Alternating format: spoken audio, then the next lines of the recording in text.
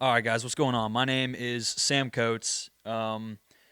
This is episode 3 of the Net Positive podcast. Kyle did a solo episode. This is my solo episode. The first episode is the one with both of us. And I think Kyle gave a brief rundown of like what our setup is going to be over the next, every month. We're going to have, 4 podcasts, 2 solos, one with both of us, one with a guest. So this is my solo.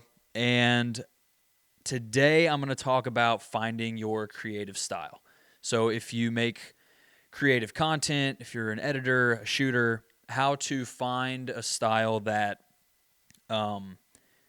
is yours, your own, personally to you. So, there's going to be 5 steps for this that I have written out. I'm just going to kind of go through each one. I have no idea how long this podcast is going to be. I'm going to do my best to make it flow. This is really my first ever solo podcast, so we're going to see how it goes. Bear with me. They will get better, I can guarantee it, but yeah, this is the first one. So here we go. Finding your creative style. Step 1. The biggest thing that you have to do, this is like the hardest step in my opinion, it's just to start. You have to edit that first video, you have to buy that first camera, you have to download the first editing software you're going to use. It's big decisions, but the biggest one is just starting. Deciding, like, I'm going to do this. I'm going to post my work. I'm going to showcase what I do. This is something I have an interest in, and just getting after it. So what I kind of have written down here in step 1 is you just start with what you have. So you're kind of limited on money, your tools, your time, your energy, potentially if you're working a second job to try to fund this venture that you're trying to undergo. And that is going to kind of limit you to how you create. Not necessarily what you create, but how you create. When Kyle and I first started out, we had 2 A6400s, Sonys, with a couple cheap lenses, and we just started filming anything we could. And so we didn't have the tools to make it look like big budget cinematic films, but we tried our best with what we had. And it's really just about getting your foot in the door, understanding or trying to understand what it looks like to be a creator. And again, that just starts with, when you start, it's just, what do you have? What is at your disposal to use? It could be your iPhone, if that's all you can afford at the time. And like I said, for us, it was A6400s. They're not the best camera, but they did enough. They got us started. So on the trail to finding out what your creative style is, you have to start, period. That's just the number one thing, just start. Number 2, upgrade equipment. And this is not going to necessarily change what you're creating. It's just going to change how you create. So eventually, along the road, we upgraded from the A6400s to the FX3. It's a great camera. It can do everything we needed to, shoot cinematic, and it really elevated our creative in the way of just, it looked sharper. It looked better. It looked more professional than the A6400s did. So when you have started step 1 and you are creating and you're finally kind of making some money, step 2 is just upgrade. Get better equipment, get better lenses. And the amount of equipment that you need to really start doing high-end productions is like, it never ends. At first it's a camera, then it's a lens, then it's lighting, then it's a gimbal, all the way down to, the tripods that we still use today are not as high quality as we would like. So we're still upgrading the equipment that we have. Like I said, this doesn't necessarily affect the type of content you're creating. It just affects the quality of content you're creating. And so on our road, the way we did it was started creating, upgraded what we were using. Step 3, I have written here, style stops being accidental and becomes deliberate. At this point of your creative journey, you obviously understand how cameras work. You understand how to create, and now it's time for you to decide what you want to create. So, right here, I have written what you choose to film, what you choose to cut, and what you leave out define your style. This is where you really start to hone in on what kind of a creator are you. What do your edits look like? Um, I think there are a million different ways to edit one single piece of content. I think if you gave raw footage to 10 different editors, it would all come out looking different. And this is the stage that you're at. This is where you really start to hone in on the type of editing that is your style.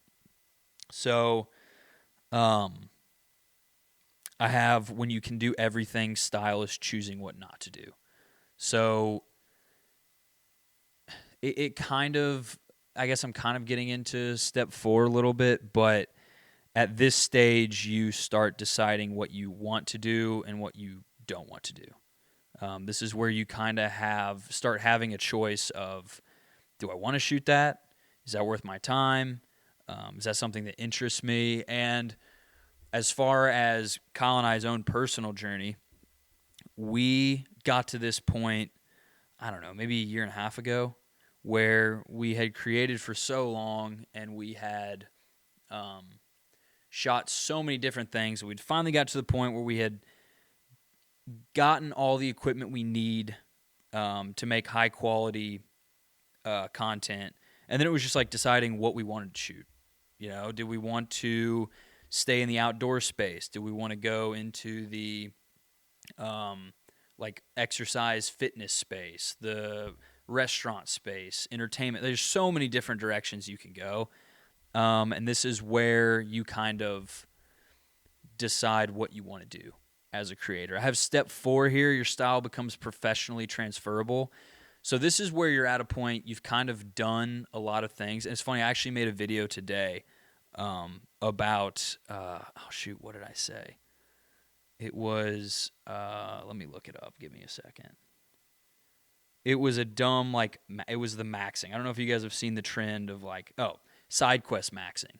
There's like aura maxing. There's, what's the other? Looks maxing. Like all the different maxings, which is essentially like doing something to the fullest. The video I made today was about side quest maxing and how it's important because you need to do everything in order to realize what you actually want to do or what you're good at, to find your niche. In order to niche down, you have to do a lot of different things. And so step 3 going into step 4 is like trying everything. You know, shoot musicians, shoot weddings, shoot rodeos, equestrian industry. Like there's so many directions you can go. Every business needs content.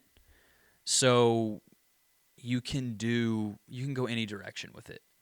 And so I have professional style must work across multiple clients. Style is not aesthetic, it's a framework.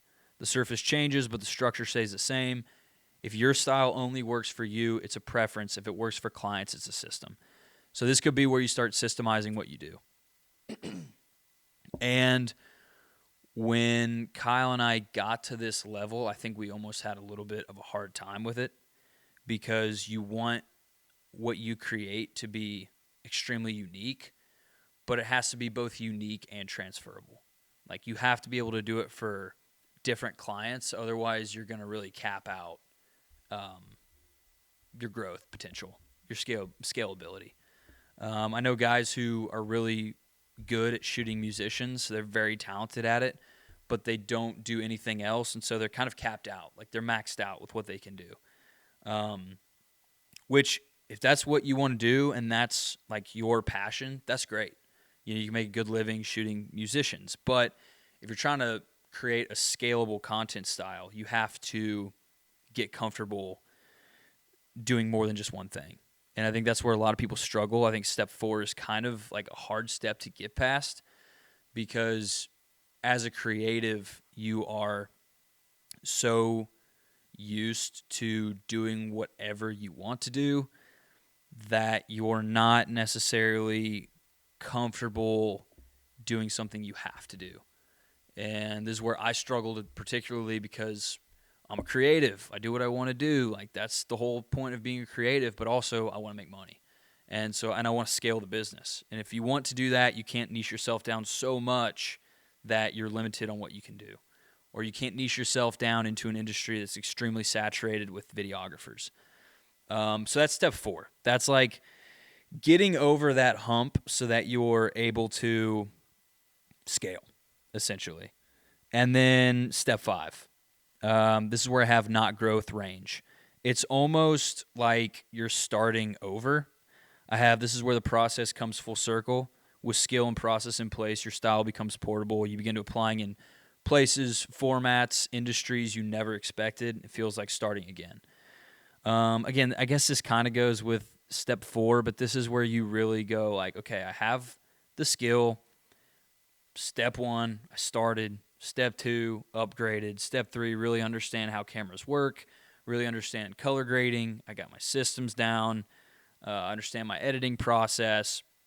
Step 5 is where it's kind of like you're starting over. It's like you have the skills now to do about anything. Go pick what you want to do. Go try a bunch of different things. Go see what you're really good at. And niche down into it if it's something that has enough space for you to niche into.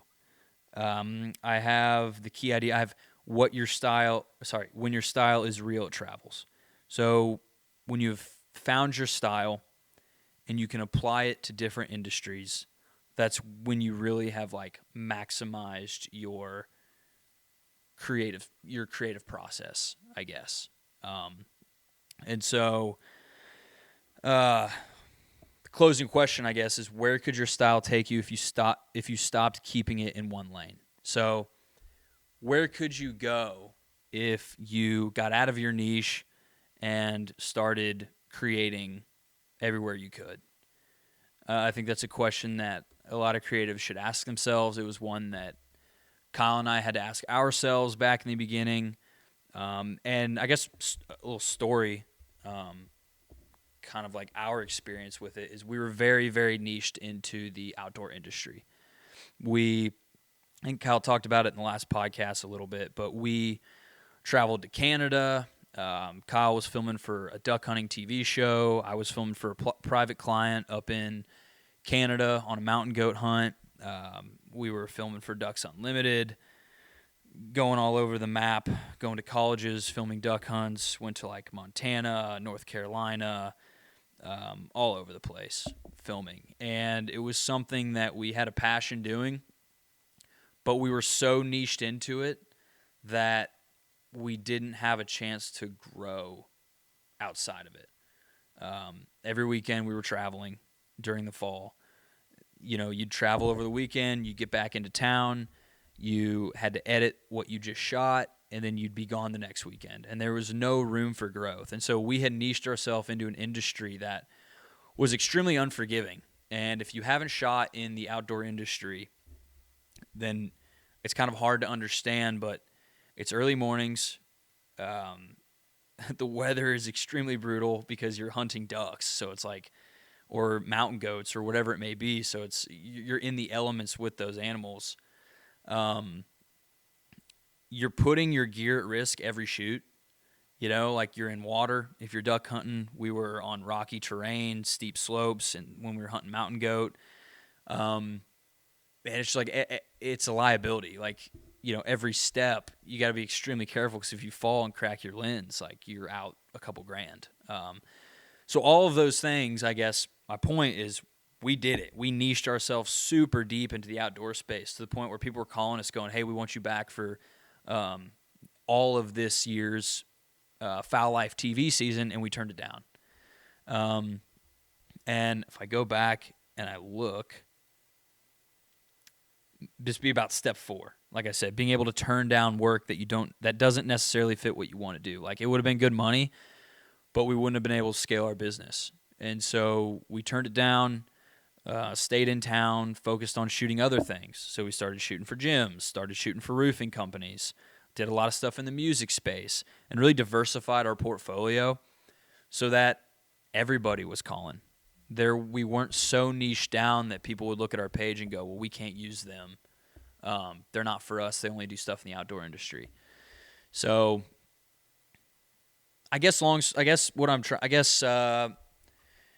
finding your niche is a good thing if there's money to be made in that niche and if it's really what you want to do. But I think more importantly than finding your niche is finding your creative style and applying it to multiple different niches. So find what you're good at, find how you create, what's your process, how can you do it to where you can scale, and then be able to apply it in a ton of different industries. And there's no telling who will call you, what you'll end up doing, where you'll be going. You've just opened the world to you, and you're able to go create for everybody, which means there's no limit to the amount of work that you can get and what you can do. So that about wraps it up. That's my first solo pod. I'm sure there's a lot of stuttering, a lot of, empty spaces where I was thinking. But like I said, it'll get better. It'll start flowing a little smoother. I hope you learned something from that. And, so this is the end of the Net Positive Podcast, Episode 3. Thanks, guys.